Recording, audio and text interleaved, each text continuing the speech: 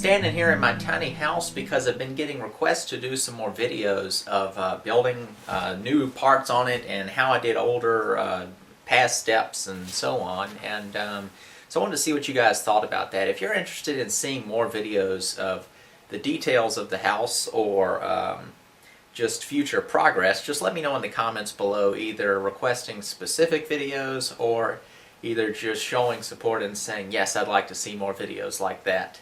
I've got a lot of video ideas, so sometimes I'm not sure exactly where I want to focus, but I don't mind making videos showing how I'm doing things in this if people want to see that, so let me know.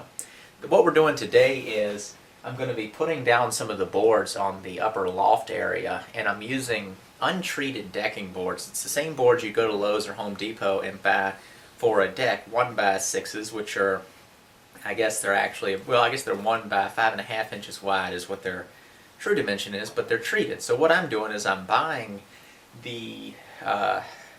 decking boards before they get treated directly from a sawmill. So they're exactly the same, but they're untreated. The problem is I really want tongue and groove, so I'm going to show you the solution I've come up with to use those as sort of a tongue and groove board without having to cut the board down to accommodate the tongue on one side.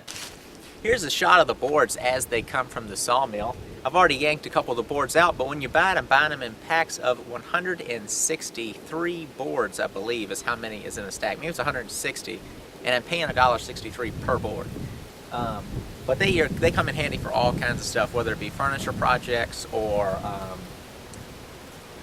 use them as some sort of flooring or paneling on a wall or just any kind of purpose. It's a nice strong board. They're yellow pine, inch thick, 5.5 inches wide. So I'm going to go ahead and pick enough to deck out the loft area in the house. The first step was to clean the boards up by running them through the planer just to take a light cut off each face. I then ran them over my small joiner to clean up one edge. Then took them to the table saw and ripped them all to 5.25 inches wide.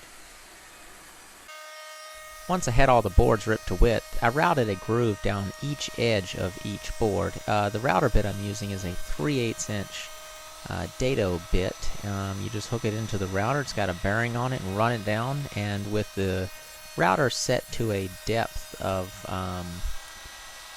to where it put it about in the middle of the board, and then I just make sure that I'm routing from the same face of the board depending on which way I want facing up or down. After I got all the grooves routed, I went ahead and cut them all to length, which was 92.25 inches long, and then took a hand plane and chamfered the edges and cleaned up any tear out on the end grain up with some sandpaper. I chose to do tongue and groove to where any kind of dust or dirt wouldn't fall through the cracks down to the kitchen area. I planed the board to 3/4 inch thick and then ripped it to 3/8 inch thick strips, and this made the tongue that would go into the grooves. I then chopped them all to length to fit in the grooves on the chop saw. First thing I did was nailed the first board up under the windows against the wall. I nailed it right to the 2x4 joist using a 16 gauge pneumatic nailer. I then took the tongue piece and slipped it into the groove in that board and then tried to fit the second board onto it. That ended up being a little bit tricky, so I ended up doing it a different way, which I'll demonstrate in the following clip. I found the best way to get the tongue and the grooves all lined up was to place the tongue into the groove of the board that I was about to install, and then lay it flat down, lifting up the back end of the board and then kind of working it in place. The other way I was doing it before, it was just too hard to get things lined up enough to get a good fit. As you can see that there's a slight gap in those boards, and in the next clip I'm going to address how I tighten those up. The solution was pretty simple in tightening these joints up, and I did it by taking an Irwin clamp, one of the larger ones as you see in the video, and flipping it around to where to use it in its spreader configuration. I ended up taking a piece of 2x4 and ran some screws through it into the 2x4 joists below, and then clamped the clamp in there and then cranked it to where it would spread, and then in doing that it would close up the gap. I did this to tighten up all of the gaps throughout the whole loft floor, which there were few, but this made it a really quick fix and simple, and didn't require me having 8 arms to do so. I wanted to include this because I thought it was a nice shot just looking down the rafters of the house into the loft. It shows the scale of the space.